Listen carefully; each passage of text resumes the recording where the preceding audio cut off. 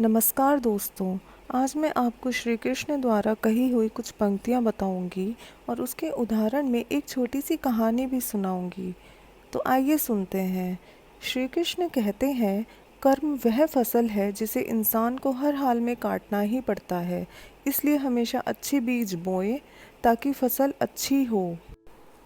तो आइए अब एक कहानी भी सुनते हैं। एक गांव में राज और मनोज नाम के दो मित्र रहते थे। राज भगवान को बहुत मानता था और वो बहुत धार्मिक था। मनोज मेहनत करने पर भरोसा रखता था, वो बहुत मेहनती था। एक दिन दोनों ने मिलकर सोचा कि हम दोनों मिलकर 1 बीघा ज़मीन खरीदते हैं और उस ज़मीन में फसल उगाकर मुनाफा कमाते हैं। दोनों ने आपस में बातचीत की और कुछ ही समय में 1 बीघा ज़मीन खरीद ली। मनोज तो खेत में बहुत मेहनत करता था, किंतु राज कुछ भी काम नहीं करता था और वो हर वक्त मंदिर में बैठा रहता था। राज मंदिर में बैठकर भगवान से अच्छी फसल के लिए प्रार्थना करता था। इस तरह समय बीतता रहा। मनोज बहुत मेहनत करता रहा और राज बिना कुछ काम किए मंदिर में बैठकर भगवान से प्रार्थना करता रहा। एक दिन खेत की फसल पककर तैयार हो गई। राज और मनोज दोनों ने बाजार में जाकर इसे बेच दी और उन दोनों को इसके अच्छे पैसे भी मिले। घर वापस लौटते समय मनोज ने राज से कहा कि इस पैसों में से ज़्यादा हिस्सा मुझे मिलेगा क्योंकि मैंने ज़्यादा मेहनत करी है। मनोज की बात सुनकर राज बोलने लगा कि नहीं, इस पैसों में से तो मुझे ज़्यादा हिस्सा मिलना चाहिए क्योंकि मैंने भगवान से इसकी प्रार्थना की, तभी हमको अच्छी फसल हुई।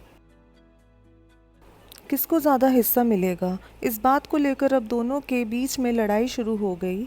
अब दोनों इस पैसों के बंटवारे के लिए गांव के सरपंच के पास पहुंचते हैं। गांव के सरपंच ने दोनों की पूरी बात सुनी और दोनों को एक एक बोरी गेहूं दिए जिसमें कंकड़ मिले हुए थे।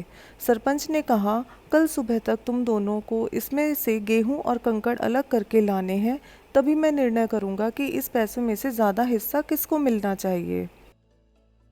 दोनों गेहूं की बोरी लेकर अपने अपने घर चले जाते हैं। मनोज ने पूरी रात जागकर गेहूं और कंकड़ को अलग किया। वहां दूसरी तरफ राज गेहूं की बोरी लेकर मंदिर में गया और भगवान से गेहूं और कंकड़ अलग करने के लिए प्रार्थना करने लगा। अगले दिन सुबह मनोज अलग किए हुए गेहूं और कंकड़ को लेकर गांव के सरपंच के पास पहुंचा। सरपंच मनोज के इस काम से बहुत खुश होते हैं। राज वैसी की वैसी गेहूं की बोरी लेकर सरपंच के पास पहुंचता है। सरपंच ने राज से कहा कि दिखाओ तुमने कितने गेहूं साफ किए हैं। राज ने कहा, मुझे भगवान पर पूरा भरोसा है कि सारे गेहूं साफ हो गए होंगे। सरपंच ने जब राज की बोरी खोली तो गेहूं और कंकड़ वैसे के वैसे ही थे। राज की गेहूं की बोरी वैसी की वैसी देखकर हैरान हो जाता है। सरपंच राज को समझाते हुए कहते हैं कि भगवान भी उसी की मदद करते हैं जो मेहनत करता हो। सरपंच ने पैसों का ज़्यादा हिस्सा मनोज को दे दिया। तो दोस्तों, इस कहानी से हमें यह सीख मिलती है कि हमें कभी भी भगवान के भरोसे नहीं बैठना चाहिए, क्योंकि भगवान भी उसी की मदद करते हैं जो मेहनत करता हो। हमें सफलता प्राप्त करने के लिए मेहनत करनी चाहिए।